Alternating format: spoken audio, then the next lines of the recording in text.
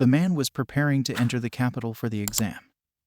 But the sky suddenly thundered and black clouds rolled in. He looked up and was surprised to see a white dragon falling from the sky. Landing right in front of him, the man fled forward in fear, but was suddenly possessed by a white light and then fell unconscious. It was not until 3 days and 3 nights later that the man finally woke up. His name is Lai, and he is 32 years old. He has taken the imperial examination for 10 whole years. But each time he missed the exam because he helped others. He vowed that he would be selfish this year. With what little money he had left, Lai went on his way. Not long after walking, he saw a fortune teller helping a passing student to tell his fortune. Lai walked up to him and wondered about his own future. But the fortune teller told him that his face was too long to succeed this year, and Lai is about to encounter some strange things. But the fortune teller is hesitant to say what this matter is, at the urging of those around him. He could only tell Lai that God's arrangement was not to be revealed. It was getting dark, and Lai was walking alone in the dark woods, chanting that he wanted to be selfish. Suddenly, a white light flashed, and he seemed to see the white dragon falling from the sky again. A burst of thunder indicated that it was about to rain. Right in front of him there was a light on, and it looked like it should be an inn. Lai was just about to step forward when he was stopped by a demon hunter named Sheng. Sheng told him that there was something wrong with the inn and that it was better not to go there. But now in the wilderness, Lai could not find another place to stay. Only after he went inside did he find that the inn was really as Sheng said. The atmosphere was very strange. The roof of the inn was covered with bells. The owner's wife only showed half of her face, and the demon-seeking disc around Sheng's waist is spinning. But Lai did not notice these and went straight up to the second floor. But Sheng looked a little extra excited. It turns out that the inn's owner and staff are all demons. And if they can catch these demons, Sheng's name will be on the demon-catching list. By late at night, the inn began to be covered with vines. The 3 demons also showed their original forms and slowly crawled toward the second floor. But Lai did not hear any movement because, at the moment, he was enjoying a hot bath. As his body slowly entered the water, a white dragon suddenly broke out of the water. His eyes were full of hostility, and he kicked one of the cat demons off the building, and the rest of the demons were also solved with 2 kicks. This all happened in an instant. So Sheng came out in time to see only the demons that were kicked to the ground. Looking at the constantly rotating demon-seeking disc, she had to take a shot at Lai. However, she found that she was no match for Lai. In desperation, Sheng had to activate the formation to stall for time. Lai saw the scene but did not panic, and attacked with water, catching Sheng in the process. At this moment, Lai's face looks like a bright smile but exudes an air of danger. But at that moment, Lai suddenly froze in place. Immediately afterwards, he seemed to regain his sanity, oblivious to what had just happened. When Sheng saw him like this, he swung his fist and knocked Lai unconscious to the ground. When he woke up again, Sheng began to ask him about his identity, but Lai himself did not know what had happened, and naturally could not provide many useful clues. But Sheng still found some clues from Lai's only memories. Sheng found that exactly 5 minutes had passed since Lai was possessed, and as soon as he entered the water, a soul swap would occur and Lai would be possessed. As expected, the moment Sheng pushed Lai into the water,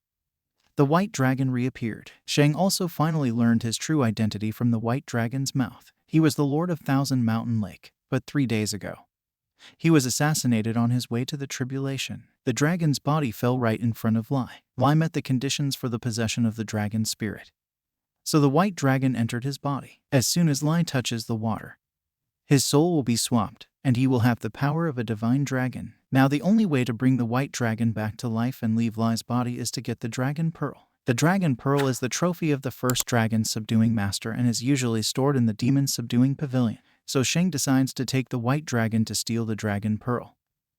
But they ignore Lai's thoughts. Lai wants to be a selfish person, and nothing can stop him from taking the test. Lai left the inn in the dead of night, remembering what he said on his mother's deathbed. Walking again in the dark night, the call of the mother of dragons would come from time to time in the distance. Suddenly, Lai woke up from his sleep, only to find that it was already dawn. He packed his luggage and prepared to leave for the capital, only to be stopped by 3 robbers. Lai had only a little money on his body and was inevitably beaten by the robbers, so he jumped into the water.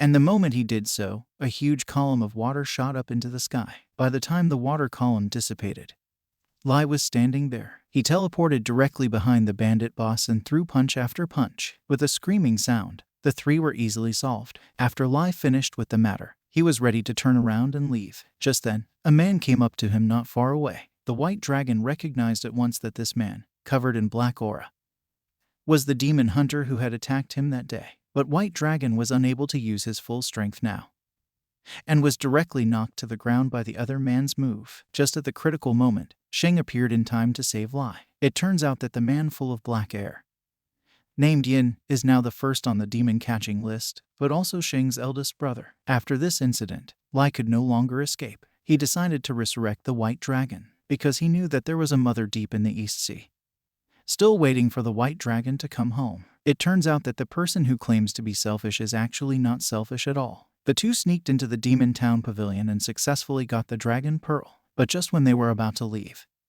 Yin suddenly appeared and threw a demon mirror under the golden light. The White Dragon's dragon soul instantly appeared. Immediately afterwards, a dozen demon hunters appeared and surrounded Sheng and Lai with their magic weapons. Sheng's hands were trembling with fear at the sudden appearance of a large group of demon hunters, but she still tried her best to protect Lai until she was seriously injured and fell to the ground. Looking at the approaching demon hunters, Lai was in a hurry and poured all the water from the gourd on her face. In this instant, the soul swap, the White Dragon successfully possessed. A dozen demon hunters joined forces, but still could not beat the White Dragon. Then the White Dragon chanted the incantation and put his own dragon soul into the Dragon Pearl. Now just put the Dragon Pearl into the water again. He will be able to recast the dragon's body. But at that moment, the water tank suddenly burst open, and Lai was directly knocked out. Fortunately, Sheng appeared in time to save Lai, but she herself was seriously injured again. At this point, Yin looked vicious and threatened Lai to hand over the Dragon Ball. When Lai refused, Yin planned to kill him. At that moment,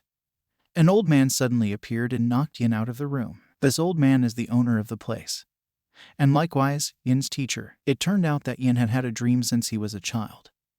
That is, to reach the top of the demon subduer and become a dragon subduer master. But no matter how hard he worked and how good he became, his teacher was unwilling to recognize him as a master dragon subduer. So Yin absorbed the demon power and went to heaven to slay the dragon, thinking that if he subdued the dragon he could become a master dragon subduer. Only he himself has long been unknowingly confused by the demonic energy. When the teacher stopped him, he killed the teacher. Yin let out a roar and instantly black Kai filled the air. He revealed his true form as a demon king, while his teacher turned into 3 streams of light to engage with him. But in the end, the teacher was still defeated, unable to move under Yin's control. Seeing that the battle was at a stalemate, the White Dragon had no choice but to let Lai swallow the Dragon Pearl. In this way, the White Dragon would disappear and Lai would lose his memory.